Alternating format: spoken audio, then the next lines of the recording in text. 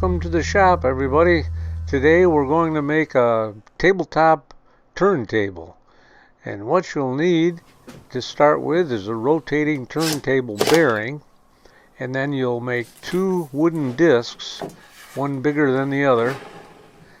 And when you sandwich that bearing in between, you've got yourself a turntable. So this is an easy project and one you can do pretty quickly. I've got a 15-inch planer, and so when I glue up my boards here, I want to make sure I can shove it through that planer. So I cut this thing 14.5 inches square, and then I'm marking lines across the seams between the boards, and I'll put some biscuits in there. So I'm getting the biscuit cutter going here. If you've never used one of these, this is a slick machine, and it's a good way to glue your boards together, so that you know they're not going to come apart. With that biscuit in between, it just adds some more gluing surface. So there you can see that line that I made across the two boards, and this is how those biscuits will go in there. So we'll get started here and glue this thing up.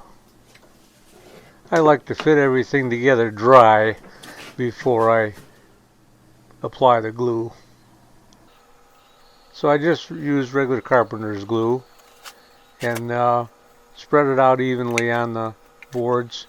Stick those biscuits in there, and then we slide the boards together. That's how easy it is.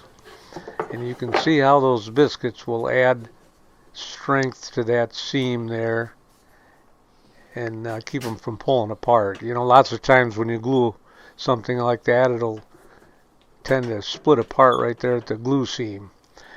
Now I've got some bar clamps here, so we'll clamp it up. And then after everything's dried up good, I take it out and make a real light pass through the planer. And now I'm going to get ready to cut my discs. And so this will be about a 14-inch turntable. And then from the bottom disc, I think it was around 9 inches in diameter, I think. Not critical as far as the size of your disc. You can make these turntables any size that you want. Now we got it cut out, and take it over to the disc sander and put a nice edge on that disc. And now I'll use a roundover bit in the router table here and make a nice smooth round edge on both the top, the turntable top, and also this bottom. So we get things pretty smooth before we even start sanding. I really like this orbital sander. It does a great job. I started out with 60 grit paper and then worked my way up to 220. I've always wanted to personalize my projects with a logo, and I'll show you how I applied an image to the wood. I found out that you can print out an image on your laser printer and then use polyacrylic to apply that image to the wood. And all you do is liberally spread out some polyacrylic on the surface of the wood there. And then when you stick that image to it, there'll be a reaction between that polyacrylic and that ink, that laser ink, and it will transfer that image to the wood. And of course you want to make sure that the image is in reverse. You got to reverse the image in order to make it come out right on your wood. But I did this once before, just a little while ago here, and I learned that you really have to make sure that that paper is patted down firmly without any wrinkles. And then after it dries completely, you dump some water on there. I usually do this in my shop sink downstairs. but for this video I just brought a little bit of water up here. And you let that paper soak up real good, and then you can begin to scrub that paper right off, leaving the image underneath. I made this kind of a graphic image of a picture that I had on my computer, but you can do colored images or whatever and transfer them. Now I'm making these turntables for family members, so they're going to be kind of a keepsake. Later on, I think maybe I'll come up with an actual logo.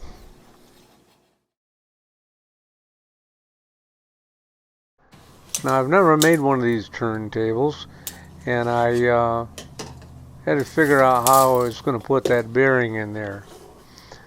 And you'll notice I've marked the center of these discs. When I first start out, I make sure I mark that center, because you're going to keep coming back to that center point of the disc.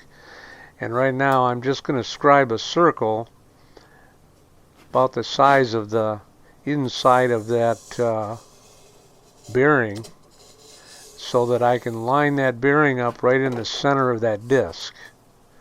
Okay, so I'll try to explain how I figured out how I'm going to attach these two wooden discs together. And you can see that that bearing has two parts. It's split in half. One part's going to screw to the small disc, and the other part will screw to the turntable. And so right now I'm just marking each disc and making sure that that bearing is going to be centered right in the center of both of those discs. So this is the bottom side of that turntable disc, and I will be screwing up through the small discs, through this bearing plate, right there into that turntable. And so that's where I'm marking. That's where those screws are going to go, right up through there. So the way I figured out how to do this is to use my Forster drill bit here and cut holes right through that bottom disc, and I'll be able to screw right up through the bottom and through the bearing and into that top turntable. You'll see what I mean. So now again here I'm making sure that I center that bottom wooden disc on the turntable disc. So I scribed a circle so that I can line it up. There we go. And now we'll mark on that turntable disc where the screws are going to go up through there. And so in a minute here I'll take a small drill bit and just drill a pilot hole there, so that when I screw up through there, it can easily go into that top turntable.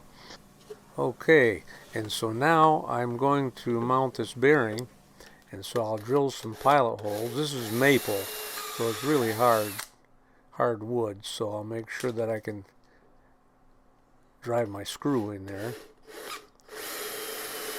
And so this is the small disc. This is what's going to sit on your table. And like I said before, there's 4 screws that hold that bearing to this bottom disc. And now I'm drilling pilot holes into that top turntable disc. And we'll set that bottom disc on there, and I can screw right up through those holes that I drilled there, through the bearing and into the turntable disc. I put a couple coats of polyurethane on those discs, and that really brings out the grain in the maple. That maple is beautiful wood. So this is kind of a handy thing to have on your dining room table, especially if you have a big table. You can put your salt and pepper and vitamins and sugar ball or whatever you feel like putting on there. I hope you enjoyed the video, everybody. If you did, why not hit the like button and subscribe to Tim Tools 99. Bye bye.